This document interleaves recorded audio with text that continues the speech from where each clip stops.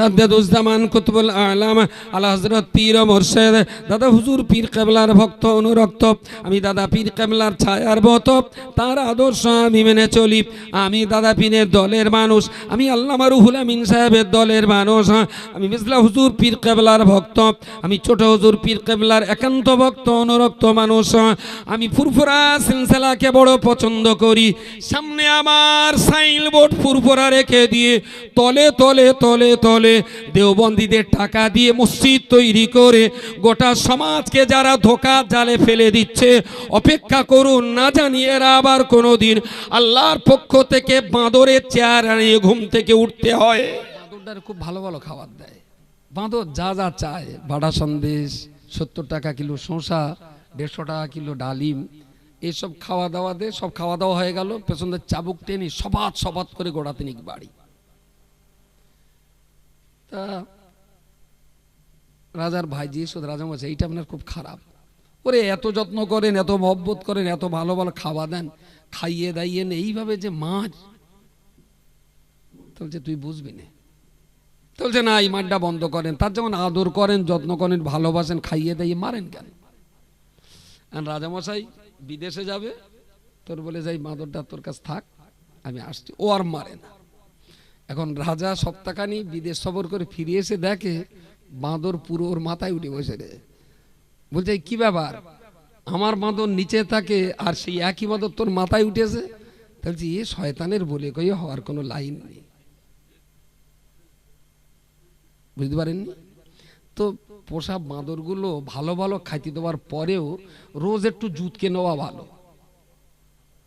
রোজ রোজ একটু না জুতলি না, শালা বাঁদরও যেন মাথায় উঠে যাচ্ছে।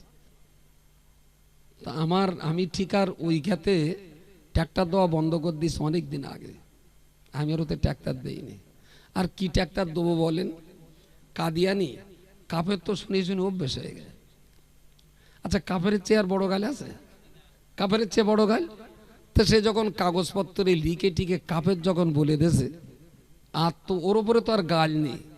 এখন যদি কোনো গাল দিতে হয় তাহলে দর দিতে হবে, তার মানে পূর্ণ গাল, তাই আবার রিভাইজ করতে হবে। তো শুনে শুনি না দিল জান প্রাণ মন পাষাণ হয়ে গেছে। আমি বলি তুই যত পারিস গাল দে, ওতে যা হবার হবে। আর ওই গালির উত্তর দিতে গিয়ে আমি আমার কাজের ক্ষতি করতে পারবো না। সারাদিন কাজ করব না এই গালির উত্তর দিতে যাব, যার জন্য ও নিয়ে আমার একদম চর্চা নেই। একদিন জোর করে ও ধরে বলতে, ভাই তা সারা দেশের বাচ্চা তো ভুল ধরে ধরে বেড়ো, তোমার কোচির খবর কি? তাহলে আমি ইজড়ে, আমার কোচি হবে না। তা কোনো হিজড়ে মাগি যদি আপনার আমার ছেলের ভুল ধরে বেড়ায়, তা হিজড়ে মাগির সঙ্গে লড়াই করা আমাদের পক্ষে কি মানানসই? এ কি সম্ভব? সালা যার একটা বাচ্চা জন্ম দেওয়ার ক্ষমতা নেই, না একটা প্রতিষ্ঠান জন্ম দেওয়ার ক্ষমতা, না একটা প্রতিষ্ঠান চালাবার ক্ষমতা, তারা তাদের বাচ্চা জন্ম দেওয়ার ক্ষমতা না দিলে পরের মেয়ে ভুল ধরিয়ে বেড়াতে হবে। আর একটার দাগ যা এখনো টুমটাম করতেছে, বুঝতে পারেননি? একটু বেকার কত দেশে কত মেয়ের তাহলে না হইবারের বউটার বেকার। তাহলে আচ্ছা তোর কোনো হুঁশতালা আছে? হইবার বে করি ও বউ তোর দেবে কেন? তাহলে না ওর বউটা আমার পছন্দ খুব। আমি তো ছাঁটা চেরা বাড়ি খাবি কোনি? তাহলে না যেভাবে কামাই, আমি তো হইবারের বোধ চাই তারও ভালো মেয়ে আছে, এইটার বেকার। তাহলে না আমি হইবারের বউ বেকার। যে কটা সম্বন্ধে চ্যাটাং চ্যাটাং করতেছে, একটার দেখ প্রতিষ্ঠান নে, ওসব জন্ম দেওয়া আমাদের, জন্ম দেওয়া আমাদের। হিম্মত থাকে তো দুটো জন্ম দে না ভাই, জন্ম দে। তার জন্য যদি দশভঙ্গের কোনো ওষুধ টষুধ লাগে, চাঁদা দিয়ে ওষুধ কিনে দেবো। এটা দেখ জন্ম দে কথা বল। সারা জীবন গণকদের থেকে দূরে থেকে রসুলকে যদি গণকদের কেতাবের পাঠক শুনতে হয়, তাহলে মুফতি সাহেবের জন্য এ বাক্যটাও বুঝতে পারেননি? ঠিক যে জাতিরা, যে জাতের জাত নবীকে পাগল বলেছিল, কোরআনকে গণকের কিতাব বলেছিল, সেই জাতের জাত যারা হবে তারা মুফতি সাহেবের মতো একটা আলেমকে তারা কাদিয়ানি বলতেই পারে। এতে কিচ্ছু এসে যাওয়ার জায়গা নেই। মুফতি সাহেব কাদিয়ানি না শিয়া ওহাবি না খ্রিস্টান, তার জামিয়ার 3 দিন বাংলার কয়েক লক্ষ মুসলমান সাক্ষী আছে, তাই না? কোথাকার কোন টুকছে না বলবে যে কাইয়ুম সাহেব কাদিয়ানি হয়ে গেছে, আর তাই শুনে দেশের জনগণ কেন্দে নেন্দে একাকার করে দেবে। আসলে এসব টুকচানাদের গ্রহণযোগ্যতা কতটুকু আছে তা সমাজের মানুষ জানে। এ নিয়ে এই ঠান্ডা কি জ্বালা বলেন দেখি, এত লোক যদি নজর দেয় এই ঘোড়াটি হজম হবে?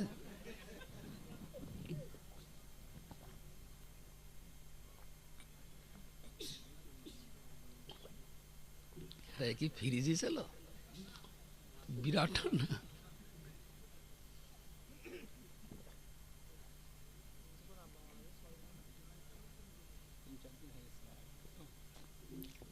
আলহামদুলিল্লাহ, এই জীবনে জলসা চলাকালীন ডাব খেলাম, জীবনের এই প্রথম। এমনি চা পানির টদ্দা হয় প্রয়োজনে, জলসা চলাকালীন কোনোদিন ডাব খাইনি। আর এ জন্তুরা ঠিক দেখবেন ওইটাই দেবে, এর হেডলাইন করবে ডাব গালে দেওয়া রয়েছে, আর ঠিক ওইটাই দেবে। আল্লাহ যে এদের কোন মাটি দিয়ে তৈরি করেছে বিষাক্ত জিনিস, ঠিক এমন একটা কিছু দিতে হবে যেটা খুলে দেখতে হবে এর ভেতরে কি আছে। যাক, আমি নাকি গতদিনে শুনলাম, নাকি গতদিনে কেউ বলেছে আমাদের জাহাঙ্গীর সাহেব বাবার তেজ্য পুত্র, মনি সাহেব বাবার তেজ্য পুত্র। তো তিনি খুব হকপন্থী মানুষ ছিলেন, সন্তানকেও তেজ্য পুত্র করে গেছেন। এরকম কোনো কাগজ টাগজ আমার চোখে পড়িনি। কারো কাছে আছে টাছে? 1 নম্বর। আর 2 নম্বর, তেজ্যপুত্র করা কতটা শরীয়ত সম্মত? তেজ্যপুত্র করা, আচ্ছা, নবী নূহ আলাইহিস সালামের পুত্র কেনান, তিনি তো বাবার অবাধ্য ছিলেন। নূহ নবী কি তেজ্যপুত্র করেছিলেন? জি জি, কোনো জানা টানা আছে কারোর? আসলে যারা মরহুম, যারা চলে গেছেন, তাদের নিয়ে টানাটানি করে এই জিনিসগুলো কেন যে আবার এত সমালোচনার জায়গা তৈরি হয় আমি জানি না। আমি যদি ঘুরিয়ে বলি, আমি মুজাদ্দিদুজ্জামান কুতুবুল আলাম আলা হযরত পীর ও মুর্শিদ দাদা হুজুর পীর কেবলার ভক্ত অনুরক্ত, আমি দাদা পীর কেবলার ছায়ার মত তার আদর্শ আমি মেনে চলি। আমি দাদা পীরের দলের মানুষ, আমি আল্লামা রুহুল আমিন সাহেবের দলের মানুষ, আমি মিসলা হুজুর পীর কেবলার ভক্ত, আমি ছোট হুজুর পীর কেবলার একান্ত ভক্ত অনুরক্ত মানুষ। আমি ফুরফুরা সিলসিলাকে বড় পছন্দ করি। সামনে আমার সাইনবোর্ড ফুরফুরা রেখে দিয়ে তলে তলে তলে তলে দেওবন্দীদের টাকা দিয়ে মসজিদ তৈরি করে গোটা সমাজকে যারা ধোঁকা জালে ফেলে দিচ্ছে, অপেক্ষা করুন, না জানি এরা আবার কোনোদিন আল্লাহর পক্ষ থেকে বাঁদরের চেয়ার আনিয়ে ঘুম থেকে উঠতে হয়। জালিয়াতির একটা সীমা থাকার দরকার। আর আমার না এইসব সত্যি সত্যি ওই যখন বড্ড পিঠ চুলকো একটু দেলা গাছে গিয়ে ঘষে নিল, এসব নিয়ে না আমার একদম চর্চা করতে ভালো লাগে না। তা ওই কোনো একটা জায়গায় গল্পে পড়েছিলাম, তো কোথায় পড়েছি মনে নেই, একটা লোক বাঁদরটার খুব ভালো ভালো খাবার দেয়। বাঁদর যা যা চায়, বাড়া সন্দেশ, 70 টাকা কিলো শসা, 150 টাকা কিলো ডালিম, এইসব খাওয়া দাওয়া দেয়। সব খাওয়া দাওয়া হয়ে গেল, পেছনে চাবুক টেনে সবাত সবাত করে গোড়াতে নিক বাড়ি। তা রাজার ভাই জিজ্ঞেস, রাজা বলছে এইটা আপনার খুব খারাপ। ওরে এত যত্ন করেন, এত মহব্বত করেন, এত ভালো ভালো খাওয়া দেন, খাইয়ে দাইয়ে এইভাবে যে মাছ, বলছে তুই বুঝবি না। বলছে না, এই মাঠটা বন্ধ করেন। তার যেমন আদর করেন, যত্ন করেন, ভালোবাসেন, খাইয়ে দাইয়ে মারেন কেন? আর রাজামশাই বিদেশে যাবে, তোর বলে যাই বাঁদরটা তোর কাছে থাক, আমি আসছি। ও আর মারে না। এখন রাজা সপ্তাহখানি বিদেশ সফর করে ফিরে এসে দেখে বাঁদর পুরো ওর মাথায় উঠে বসে রে। বলছে কি ব্যাপার? আমার বাঁদর নিচে থাকে আর সেই একই বাঁদর তোর মাথায় উঠেছে, তাহলে এ শয়তানের বলে কই হওয়ার কোনো লাইন নেই। বুঝতে পারেননি তো? পোষা বাঁদরগুলো ভালো ভালো খাইতে দেওয়ার পরেও রোজ একটু জুতকে নেওয়া ভালো। রোজ রোজ একটু না জুতলি না, শালা বাঁদরও যেন মাথায় উঠে যাচ্ছে। তা আমি ঠিক আর ওই খেতে ট্র্যাক্টর দেওয়া বন্ধ করে দিয়েছি অনেক দিন আগে। আমি আর ওতে ট্র্যাক্টর দিইনি। আর কি ট্র্যাক্টর দেবো বলেন? কাদিয়ানি কাফের তো শুনে শুনে অভ্যেস হয়ে গেছে। আচ্ছা, কাফের চেয়ে আর বড় গাল আছে? কাফের চেয়ে বড় গাল? তো সে যখন কাগজপত্রে লিখে টিকে কাফের যখন বলে দেছে, আর তো ওর ওপরে তো আর গাল নেই। এখন যদি কোনো গাল দিতে হয় তাহলে দর দিতে হবে, তার মানে পূর্ণ গাল, তাই আবার রিভাইজ করতে হবে। তো শুনে শুনি না দিল জান প্রাণ মন পাষাণ হয়ে গেছে। আমি বলি তুই যত পারিস গাল দে, ওতে যা হবার হবে। আর ওই গালির উত্তর দিতে গিয়ে আমি আমার কাজের ক্ষতি করতে পারবো না। সারাদিন কাজ করব না এই গালির উত্তর দিতে যাব, যার জন্য ও নিয়ে আমার একদম চর্চা নেই। আর রজব আলী সাহেব আলেম হিসেবে নিঃসন্দেহে অনেক ভালো, আল্লাহর এলমে তারা কি দিক, কিন্তু বয়সটা কাঁচা তো, ওরে ঠিক ঠিক ধরে রাখা যাচ্ছে না। বলছে মনে হয় যে আর বলবো না, কিন্তু স্টেজে উঠে না গা হাত পা গরম হয়ে যায়। আজকে দাওয়াত রয়েছে, আগের দিন বলে দিস বলে আমি বলি কোরআন হাদিসের ওয়াজ শোনান, মানুষ কোরআন শুনুক, হাদিস শুনুক। দুটো বেনামাজি কি করে নামাজি হবে, দুটো বাচ্চা কি করে কোরআন হাতে তুলে নেবে, এইসব হোক, এইসব হোক। বেকার আর অন্য কিছু ভালো লাগে না। আচ্ছা, আমাদের অল ইন্ডিয়া সুন্নতুল জামাতের শিক্ষা আন্দোলনের যে কর্মযজ্ঞ চলছে, তো বিরোধীদের এই সমস্ত চিৎকার চেঁচামেচি হইহুল্লোড়ে আমাদের কাজের কোনো ক্ষতি টতি হচ্ছে বলে মনে হয়? তাহলে এত মাথা গরম করেন কেন? কাজের যদি ক্ষতি না হয়, আমার কাজ যে কাজ হওয়ার সে যদি চলতেই থাকে, যতই দিন যাচ্ছে ততই যদি বাড়তেই থাকে, তো অযথা ওইসব নিয়ে মাথা গরম না করলেই ভালো হয়। কিন্তু বড্ড যেন একটা চিটারি বানা হয়ে যাচ্ছে এটা, যে মানুষকে কিভাবে একটা ধোঁকার জালে বন্দি করে রাখার অপচেষ্টা। আমি একবারও বলবো না যে দেওবন্দি তবলিগ জামাত যারা আছেন ওরা বেঈমান, ওরা কাফের, এ কথা একবারও বলবো না। তারাও আমাদের মতো মুসলমান, তারাও আমাদের মতো ইসলাম ধর্ম মেনে চলেন। তবে কি দাদা হুজুরের নীতির সঙ্গে তাদের নীতির একটু ফেরাবাটা আছে। আমরা দাদা হুজুরের নীতি নিয়ে চলি। দেওবন্দীদের সঙ্গে সাক্ষাৎ হলে সালাম কালাম, ভালো মন্দ খবরাখবর, তাদের কেউ মরে গেলি আমরাও জানাজা পড়াই, তারাও আমাদের জানাজা পড়ে। তাদের তো বেঈমান বেদিন তো বলা যায় না, তারা তো কলমা পড়নেওয়ালা, তারা তো ইসলাম মাননেওয়ালা। তাহলে তাদের বিরুদ্ধে কুফরি ফতোয়া দেওয়াটা কোনোদিনের জন্যে শরীয়ত সম্মত না।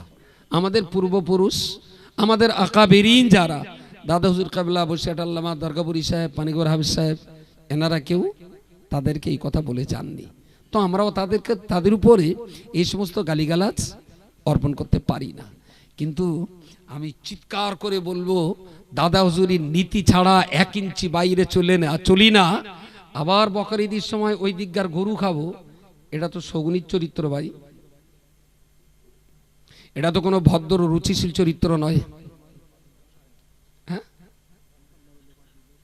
এটা তো একেবারেই শগুনের চরিত্র। এটা কেন হবে? ভিতর এবং বাইরে দুটো একই রকম থাকা তো ভালো। মুখ আর মুখোশ যদি আলাদা হয়, একদিন কিন্তু কৈফিয়ত আমরা না নিলেও জনগণ নেবে, যদি মুখ আর মুখোশ দুটো আলাদা হয়। প্রিয় শ্রোতা মণ্ডলী, মনে রাখুন, আমি আপনাকে বলতে চাইছি, আল্লাহ পাক রব্বুল আলামিনের হুকুম অমান্য করার কারণে আল্লাহর সঙ্গে আল্লাহর হুকুমের গাদ্দারি করার কারণে 70,000 মানুষ তারা বাঁদর হয়ে গেল। আল্লাহ পাক রব্বুল আলামিন, আল্লাহ পাকের নবী দাউদ আলাইহিস সালাম আল্লাহর কাছে ফরিয়াদ করে বললেন, রব্বুল আলামিন, যারা আমার সঙ্গে বসে জাবুর কিতাব শুনতেন তারা কেন বাঁদর হবে? যারা মাছ ধরে খেলো, যারা মাছ ধরে ব্যবসা করলো, ওরা বাঁদর হয়েছে, আমার কোনো দুঃখ নেই।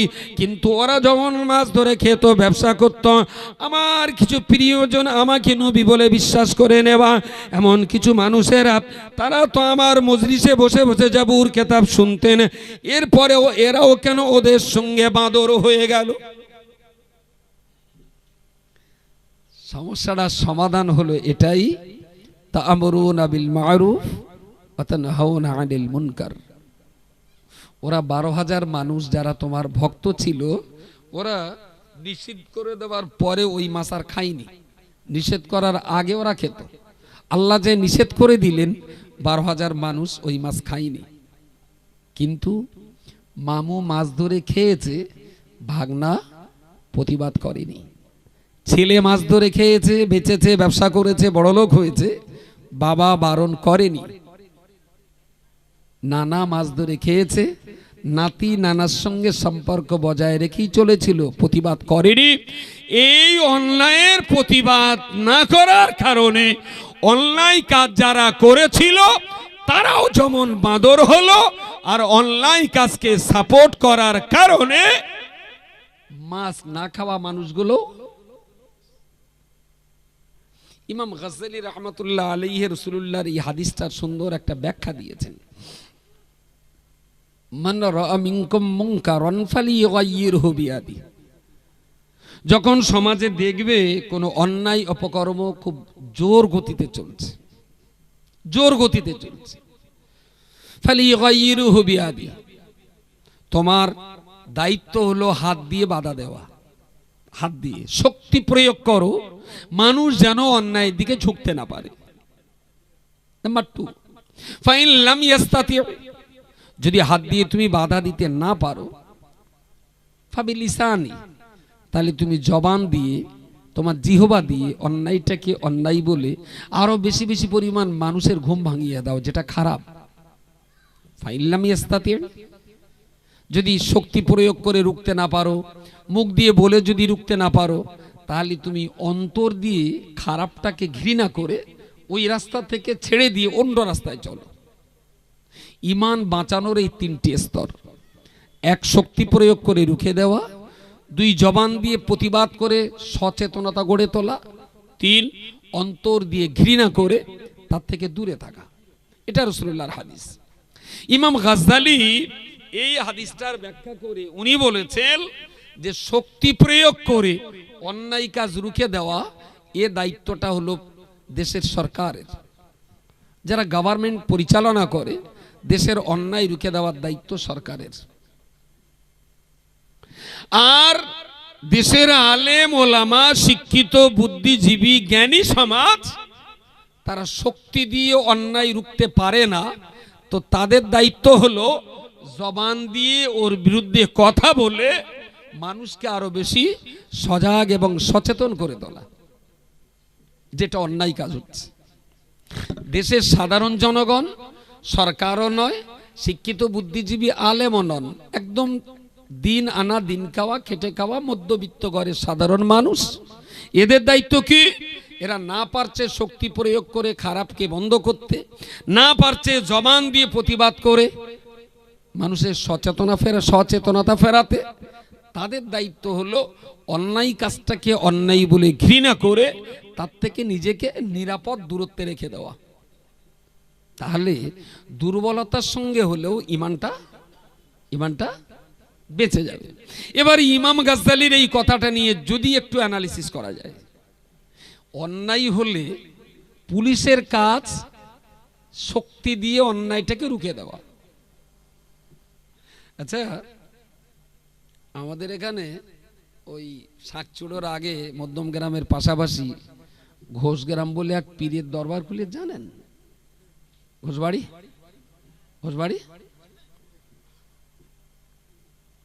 প্রায় বিকেলবেলা যখন যাই, ওখানে দেখি এত পরিমাণ ভিড়, আর চেহারা ছবি দেখে যা বুঝি তাতে 75 বা 80% মুসলিম, 80%।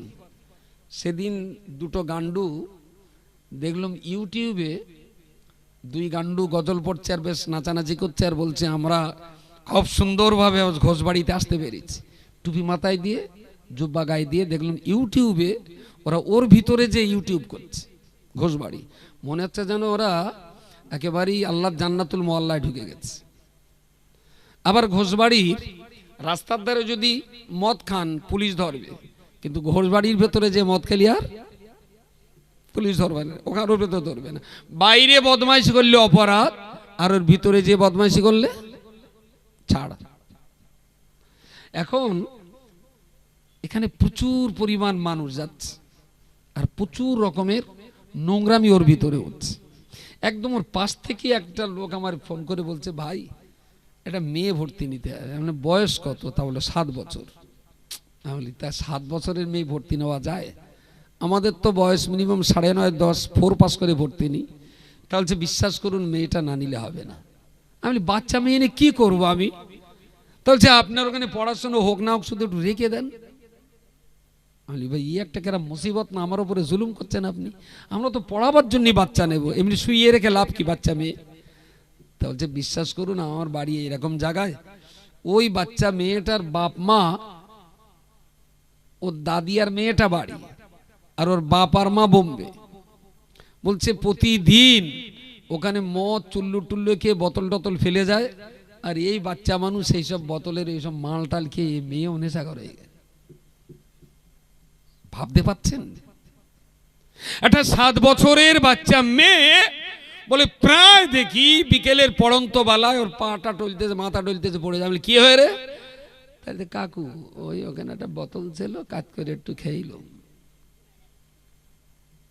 বুঝতে পাচ্ছেন? আচ্ছা এই মেয়েটা ভালো আর খারাপ কি বুঝতে শিখেছে 7 থেকে 8 বছরের বাচ্চা। আর সেখানে মুসলমানের বাড়ি বৌমা যাচ্ছে বললে আবার বলতে, আঙ্গা বৌমা তো বোরকা মুড়িতে গেল। বুঝতে পারেননি? আমি বলেছি যে ঘোষবাড়ি গেল, তাহলে আঙ্গা বৌমা বোরকা মুড়িতে যায়। তার মানে ওসব পার্টির যদি বিসমিল্লাহ বলে জবাই করে দেওয়া হয়, খেয়ে নেবে। বিসমিল্লাহ বলে জবাই করা, খেয়ে নেবে।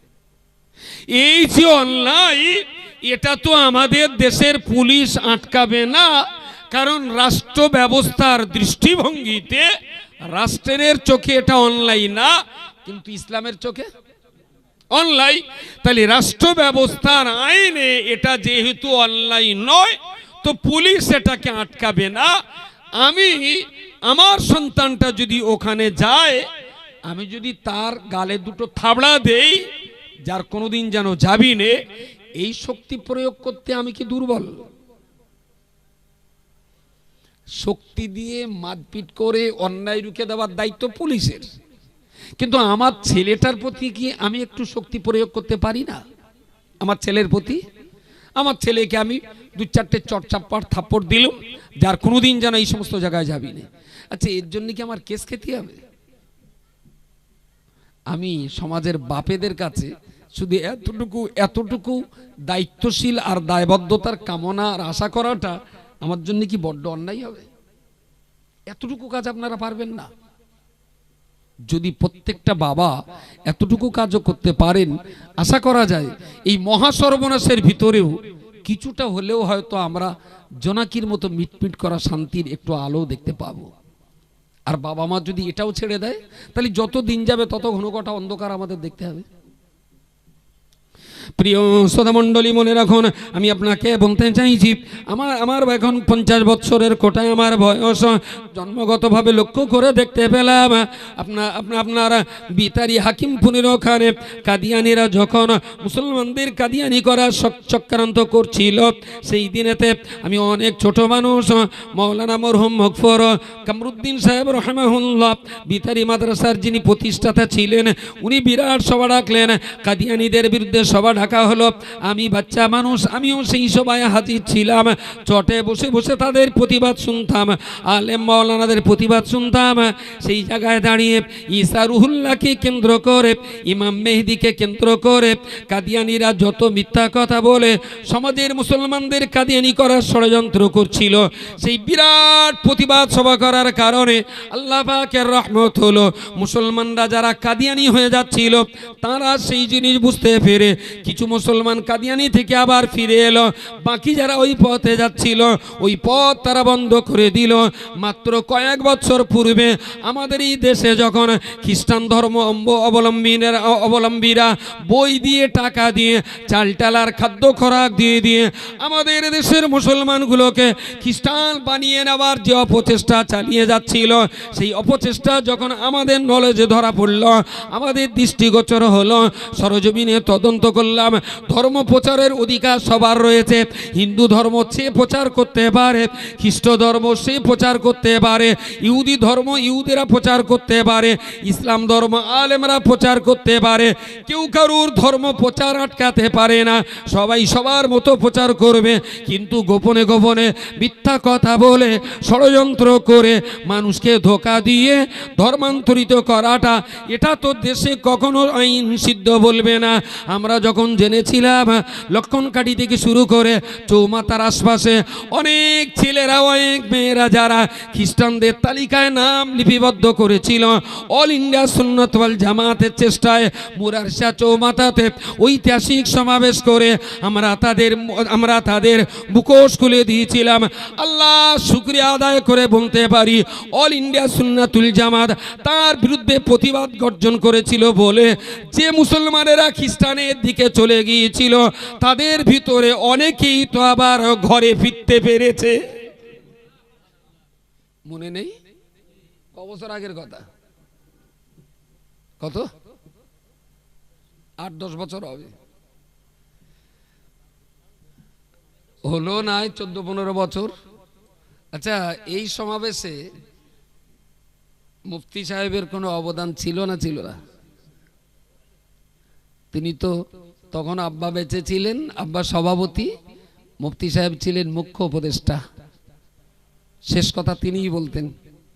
আব্বা বয়স্ক মানুষ, তখনও অত ছুটোছুটি না করলেও মুফতি সাহেবের অধিকার ছিল যে বিশেষ বিশেষ ব্যাপারে তুমি সিদ্ধান্ত নিও।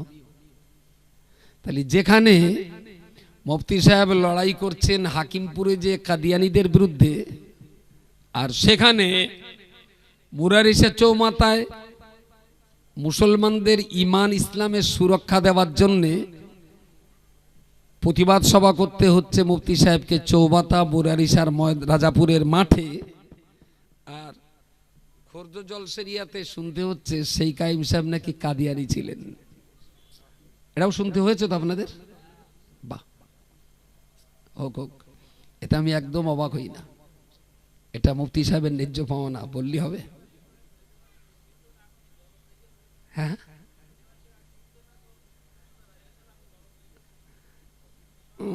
কত সবাই আমি যখন মাকসুদুর যখন ওই এতে চাকরি করতেন চকপাটলি, আমি 2 বার গিয়েছি ওনার আমন্ত্রণে ওই সভায়।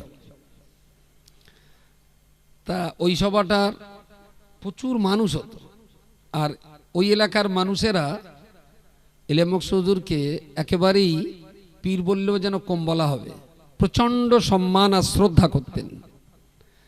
তো অন্তত কয়েক হাজার মানুষের সামনে 2-3 বার বলেছিলেন যে আমার এই শরীর কতদিন বাঁচবো জানি নে, তবে আমি মরে যাওয়ার আগে তোরকা বলে যাচ্ছি, আব্দুল কাইম আর আব্দুল মাতিন তোরা একটু এদের সঙ্গে চলিস। এ কথা তো একাধবার না, আপনাদের কারো শোনা পড়িনি? শোনেননি? অনেক সভাতে বলেছেন। কুমারপুকুরের মনে আছে যে আমার আর শরীর ভালো না, তা তোরা একটু আব্দুল কাইম আব্দুল মাতিন এরা রয়েছে, এদের সাথে একটু থাকিস, এদের সঙ্গে একটু চলিস। ওনার যেমন সাদামাটা ভাষা। তো সে মানুষটা তো চলে গেছেন, হায়াতে যতদিন ছিলেন ততদিন তিনি কি বলে গেছেন তা তো এলাকার মানুষেরা, সচক্ষে দেখার শোনা মানুষেরা, তারা আজও বেঁচে আছেন, আজও বেঁচে আছেন। ইন্তেকালের হার্ডলি 7 দিন থেকে 10 দিন এরকম হবে, কি আর একটু কম বেশি হতে পারে। এসেছিলাম, এসে দেখলাম উনি ওই ঘরের ভিতরে আছেন। তা আমি সে সালাম করলাম, এক চান্সে চিনতে পেরেছেন, উঠে বসলেন নিজে নিজে। তা আমি তো চিনতেই পাচ্ছি না, চেহারা একদম পুরো চামড়াগুলো ঢিলা হয়ে গেছে, হালকা পাতলা। আর ওই মোটা মানুষ, তো মোটা মানুষ যদি একবার হালকা হয়ে যায় না, মুখ টুক আর চেনা যায় না সহজে। শুধু মুখের এখান থেকে এই অংশের আকারটা ঠিক ছিল, এদিককার আবার চামড়া টামড়াগুলো যেন অনেকটা ঝুলে পড়েছে। আমি বললাম হুজুর শরীরে এত খারাপ? তাহলে খোকা এখন শুধু মুড়ি ছাড়া আর কিছু খাইনি, খাওয়া দাওয়া খুব কম করে দিয়েছি, আর সারা বছরই রোজায় থাকি, তার শরীর কত ভালো থাকবে, আমি খুব ভালো আছি। তাই বলে হুজুর কিছুটি খেতে টেতে ইচ্ছা হয়, একটু বলেন তাহলে কিছু এনে দেই। তা বলছে না আমি খুব ভালো আছি, একটু মুড়ি খাই আর এই সারা বছর রোজা টোজা করি।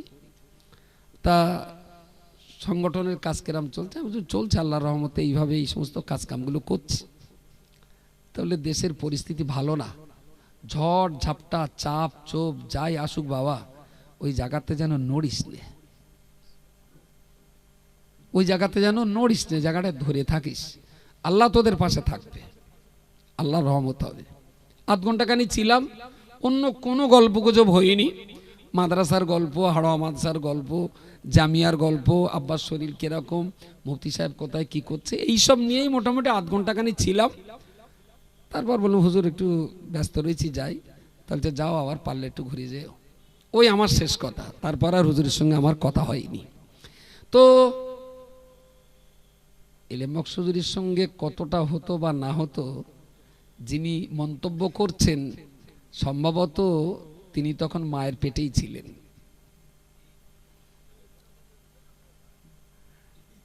আচ্ছা, ওই আমাদের বইখারা বাড়িতে এলেম মকসুদুর খেতে গেছে, তো টুকটুক করে তরকারি এনতিস, তো তাহলে খোকা তুই এই একটু একটু লেসতিস, হচ্ছে না, তোর মার হাঁড়িটা ধরে নেয়।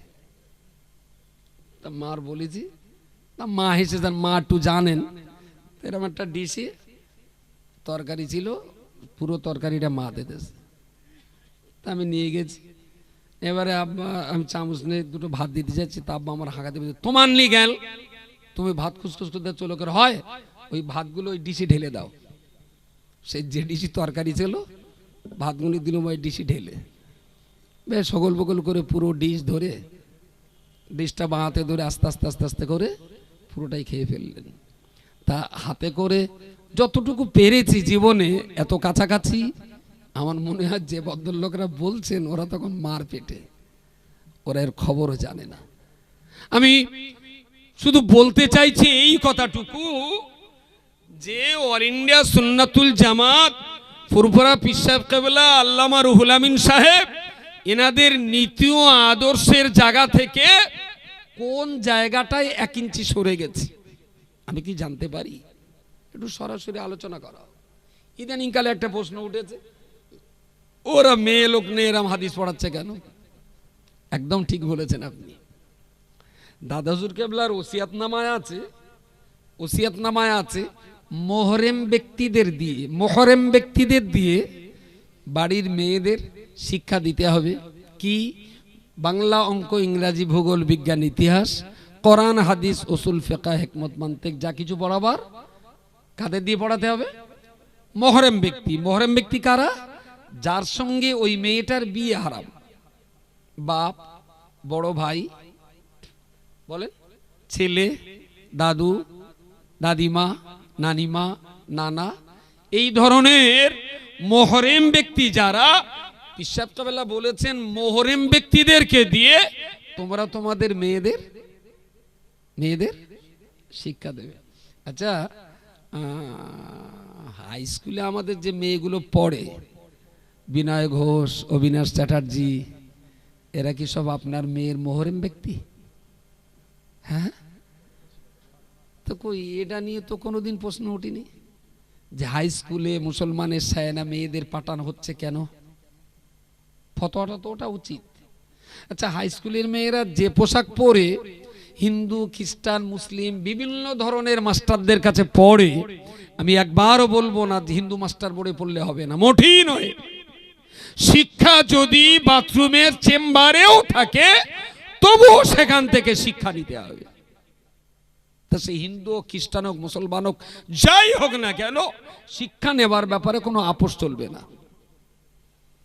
আচ্ছা, মাদ্রাসার খাদিজার মেয়েগুলো যখন ভিতরে ক্লাস করেন বা আপনারা যেদিন বাইরে স্টেজে দেখেন, আচ্ছা, ওরা তো ওই পোশাকেই তো বাসে করে বাড়ি যায়। কথা বলেন, কথা বলেন। ওদের কি মুখ চোখ দেখা যায়? মুখ আর চোখের এই অংশ দেখানোটাও তো শরীয়তে জায়েজ। এই অংশটা তো ঢেকে রাখা ফরজ নয়। ওদের গোটা দেহ ঢেকে রেখে যে অবস্থাতে বাস চড়া যায়, যে অবস্থাতে ট্রেন চাপা যায়, যে অবস্থাতে কলকাতা ডাক্তারখানায় যাওয়া যায়, সেই অবস্থায় ঢেকে ঢুকে তারা বুখারী শরীফের শেষ সবকটায় বসে। এইটার বিরুদ্ধে কেমন ফতোয়া হচ্ছে দেখেছেন? ফতোয়া কারুর কানে পড়িনি, বিরাট ফতোয়া হচ্ছে। লোকে আমার বলে, আমি বলি পারিস তো 500 বাটা সন্দেশ কিনে ওরগা কজনের ভাগ কর খাতি বল, ওরগা একটু খাতি দিয়ে একটু খাক, আমার খুব আনন্দ হচ্ছে। একজন আবার রেগে যায় আমার, বলতে আপনার একটু রাগ হয় না? দেশ ভালো তো। গ্রামের একটা লোক ছিল বড্ড বোমা বাঁকা, বলে বক্কার ভাই সে হইবারের একটা মেয়ে হয়েছে, সে আমি শুনেছি ওর হাতে পায়ে 23টা আঙুল, তাই গোলাম আলীর একটা ছেলে হয়েছে, তা সে আমি শুনেছি শালা আলকাদারের মতন কালো। বললো তারপর পল্টুন না কি সুন্দর একটা মেয়ে হয়েছে, সে আমি শুনেছি তার কপাল সেইরাম বড়, এখান থেকে তার চুল শুরু। তার মানে গ্রামে বাচ্চা হলেই পরে ও কোনো না কোনো খুদ ধরবে। তার ছেলেপেলে একদিন জোর করে ও ধরে বলতে, ভাই তা সারা দেশের বাচ্চা তো ভুল ধরে ধরে বেড়ো, তোমার কচির খবর কি? তা বলছে আমি হিজড়ে, আমার কচি হবে না। তা কোনো হিজড়ে মাগি যদি আপনার আমার ছেলের ভুল ধরে বেড়ায়, তা হিজড়ে মাগির সঙ্গে লড়াই করা আমাদের পক্ষে কি মানানসই? এ কি সম্ভব? শালা যার একটা বাচ্চা জন্ম দেওয়ার ক্ষমতা নেই, না একটা প্রতিষ্ঠান জন্ম দেওয়ার ক্ষমতা, না একটা প্রতিষ্ঠান চালাবার ক্ষমতা, তারা তাদের বাচ্চা জন্ম দেওয়ার ক্ষমতা না দিলে পরের মেয়ে ভুল ধরিয়ে বেড়াতে হবে। আর একটার দাগ যা এখনো টুমটাম করতেছে, বুঝতে পারেননি? একটু বেকার কত দেশে কত মেয়ে রোগ রয়েছে, তাহলে না হইবারের বউটার বেকার। তাহলে আচ্ছা তোর কোনো হুঁশতালা আছে হইবার বে করে ও বউ তোর দেবে কেন? তাহলে যেন ওর বউটা আমার পছন্দ খুব। আমি তো ছাঁটা চেরা বাড়ি খাবি কোনি, তাহলে না যেভাবে কামাই আমি তো হইবারের বউ চাই, তারও ভালো মেয়ে আছে, এইটার বেকার, তাহলে যেন আমি হইবারের বউ বেকার। যে কটা সম্বন্ধে চ্যাটাং চ্যাটাং করতেছে একটার দেখ প্রতিষ্ঠান নে, ওসব জন্ম দেওয়া আমাদের, জন্ম দেওয়া আমাদের। হিম্মত থাকে তো দুটো জন্ম দে না ভাই, জন্ম দে। তার জন্য যদি দশভঙ্গের কোনো ওষুধ টষুধ লাগে চাঁদা দিয়ে ওষুধ কিনে দেবো। এটা দেখ জন্ম দে, কথা বল। প্রিয় শ্রোতা মণ্ডলী, মনে রাখুন নবী মুহাম্মদুর রাসূলুল্লাহ সাল্লাল্লাহু আলাইহি ওয়াসাল্লামকে মক্কার বেদিন কাফের মুশরিকরা সেই দিনেতে বলেছিল, ওমা সাহিবুকুম বিমাজনুন, ওমা সাহিবুকুম বিমাজনুন। ও আল্লাহর বান্দা মনে রাখুন, প্রিয় নবী মুহাম্মদুর রাসূলুল্লাহ সাল্লাল্লাহু আলাইহি ওয়াসাল্লাম তিনি তার সাহাবীদেরকে বারবার করে পরামর্শ দিতেন, বাবা সাহাবী আমি দুটো জিনিস থেকে দূরে থাকি, দুটো সম্প্রদায় থেকে দূরে থাকি। এক নম্বরে কোথাও যদি পাগল দেখি, আমি মুহাম্মদ কখনো পাগলের ধারেও যাই না। পাগল যাদের মাথা ঠিক নেই, ভুল বকে, বিভিন্ন ধরনের আচরণ করে, সত্যিকারের অর্থে যারা পাগল বলি আমরা, নবী বললেন আমি কখনো পাগলের কাছে যাই না। আর তোমাদের বারণ করছি, তোমরাও কখনো পাগলের কাছে যাবে না। সাহাবী রাসূল নিজে যেতেন না, আর সাহাবীদেরকেও বারণ করে দিতেন তোমরা কখনো পাগলের কাছে যাবে না। এক সাহাবী জিজ্ঞেস করলেন হুজুর দ্বিতীয় নম্বর? তা বলে যারা হাত গোনায়, হাত গুনিয়ে গণক ঠাকুর যারা, ওরা মানুষের ভাগ্যের কথা বলে, বলছে আমি কখনোই এই গণকের কাছে যাই না। আর তোমাদের ভালো করছি, এরকম কাহিন গণকদের কাছে তোমরা কখনো যাবে না। আমা হুয়া বিকাওলি কাহিন, আমা হুয়া বিকাওলি শাইর, আমা সাহিবুকুম বিমাজনুন। কোরআন শরীফের বিভিন্ন জায়গাগুলোতে এ কথাগুলো আল্লাহ সুন্দর করে ব্যাখ্যা দিয়েছেন। তো সাহাবীরা জিজ্ঞেস করলেন ইয়া রাসূলুল্লাহ, তো এই দুটো দলের মানুষের কাছে আপনি যান না কেন? নবী বললেন পাগলের কাছে যাই না এই কারণে, আসলে পাগলের তো মাথার ঠিক নেই। ও বাবারে শালা বলবে, বউরে মা বলবে, মন ভালো লাগলো না হয়তো পরনের কাপড়টা খুলে দিলে, ও যে উল্টো পাল্টা ভাষা বলবে, ও যে চেহারার বিকৃতি ঘটাবে, ও যখন তখন উলঙ্গ হয়ে যেতে পারে, তো ও উলঙ্গ হলে ওর লজ্জা না লাগলেও আমার দৃষ্টিটা যদি ওর গুপ্তস্থানে লেগে যায় তাহলে লজ্জাটা আমার হবে। এই জন্য আমি পাগল থেকে একটু একটু দূরে থাকি, আর তোমারও দূরে থাকি। সাহাবী বললেন, হুজুর সেটা নাই গেল, তাহলে গণক ঠাকুর? বললেন, শোনো, ওরা গণকেরা হাত গুনিয়ে যেগুলো বলে না, এতে এতে মানুষের ঈমান আমার নষ্ট হয়, ঈমান আমার নষ্ট হয়। ভাগ্যের খবর, ভাগ্যের কথা আল্লাহ ছাড়া আর কেউ জানে না। এই জন্যে ঈমান নষ্ট হওয়ার ভয়ে গণকের কাছে যাই না, আর ইজ্জত নষ্ট হওয়ার ভয়ে পাগলের কাছে যাই না। তোমরাও কখনো যাবে না। যে নবী বাচ্চা বয়স থেকে কখনো পাগলের কাছে যেতেন না, যে নবী বাচ্চা বয়স থেকে কখনোই কোন গণক কাহিনের কাছে হাত দেখাননি, কোরআন নাযিল হওয়ার পর সেই নবীকেই বলা হলো যে মোহাম্মদ যা পড়ছে ওটা গণকদের কথা। আর মোহাম্মদ তার মাথা এখন ঠিক নেই, ও এখন পাগল হয়ে গেছে। মোহাম্মদের মাথা ঠিক নেই।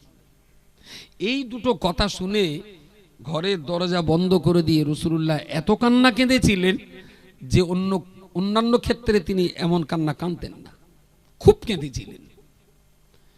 রাসূলুল্লাহর কান্নার খবর আল্লাহ রাখেন। জিবরিল আমিনকে পাঠিয়ে দিয়ে খোদ আল্লাহ রাসূলুল্লাহকে অভয় বাণী দিয়ে, এ মাওলানা এসেছেন? আমার পরে কে? ও মাসুই দেবাই না, আজকে আসিনি এখনো? এখনো লক্ষণ কাটি? একটুখানি ফোন করো কেউ। এখন এখন আমার পরে কার? একটুখানি ফোন করো, আস্তে আস্তে ড্রাইভারে না ফোন করো। তো এই দুটো অপবাদ যখন নবীর উপরে দেওয়া হলো, নবী যে কোরআন পড়ছেন ওটা গণকদের কথা, আর নবীর মাথা ঠিক নেই, মোহাম্মদ পাগল হয়ে গেছে। ঘরের দরজা জানালা বন্ধ করে দিয়ে কাঁদছেন ডুকরে ডুকরে। আল্লাহ নবীর কান্না জানেন, জিবরাইলকে পাঠিয়ে দিলেন কোরআনের আয়াত দিয়ে। ফেরেশতা জিবরিল এলেন, দরজার সামনে, ঘরের দরজার সামনে দাঁড়িয়ে সালাম করলেন, আসসালাতু ওয়াসসালামু আলাইকা ইয়া রাসূলুল্লাহ। প্রচন্ড কাঁদছিলেন। আচমকা সালাম শুনে জবাব দিয়েছেন কাঁদতে কাঁদতে, খুব স্পষ্ট হয়নি। জিবরাইল আবার সালাম দিলেন, নবী আবারও জবাব দিলেন, কিন্তু স্পষ্ট হয়নি। জিবরাইল আবার সালাম দিলেন। ততক্ষণ রাসূলুল্লাহ ঘরের দরজা খুলে বাইরে এসে গেছেন। ও আপনি এসেছেন? জিবরাইল বললেন, আপনার চোখে মুখে কান্নার ছাপ দেখছি, চোখে মুখে পানি। কে এসে গেছেন? মাশাআল্লাহ। তো আসবে কমেন্টে। এর গাউনি হালনি হেতেলনি মরার স্বাদ, এটা সাগা সবা দেশ আসার জায়গা নেই। কই একটু কলি করলে আয় তোরা, এই দাঁত দিয়ে আসবেন, এই দাঁত দিয়ে। ঠিক আছে, তুমি যাও। আচ্ছা, বৈরাগীর ওজন 35 কিলো, আর ওর গলায় মালা ঝুল গেছে 38 কিলোর। এই হলো আমাদের স্টেজ, তারই উপরে দেশে আবার এই কোনো এর কোনো মানে আছে বলো দিন? আরে এমন করে দেশে একটা অসাধ্যি, কেউ আমরা স্বস্তির সঙ্গে বসতে পারছি না। এটা নিচে একটা বেডশিট পেতে দিলে কেমন সুন্দর হতো, সবাই ভালোভাবে বসা যেত। কচি বস, সামনে আর জায়গা আছে আপনাদের? আমার এই গুঁড়ো কচিগুলো দাঁড়িয়ে রয়েছে, যদি সম্ভব একটু আগে আসবেন, ছোট কচিগুলো একটু। হ্যাঁ, আসলে হতো, তা ওরা এখন সেট করে ফেলেছে, আর কিছু করার নেই, ওইভাবেই থাক। একটু আগে আগে আসেন, আর ওই ছোট ছোট গুঁড়ো কচিগুলো একটু বসিয়ে দেন। কই না, বসেন, একদম সময় নষ্ট করেন না। এখান থেকে কোথায় যাবেন স্যার আপনি? এখান থেকে কোথায় যাবেন?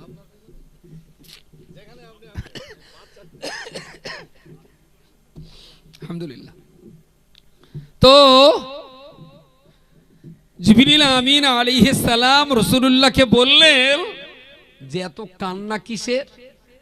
নবীর কান্নার পরিমাণ আরো বেড়ে গেল, আরো বেড়ে গেল।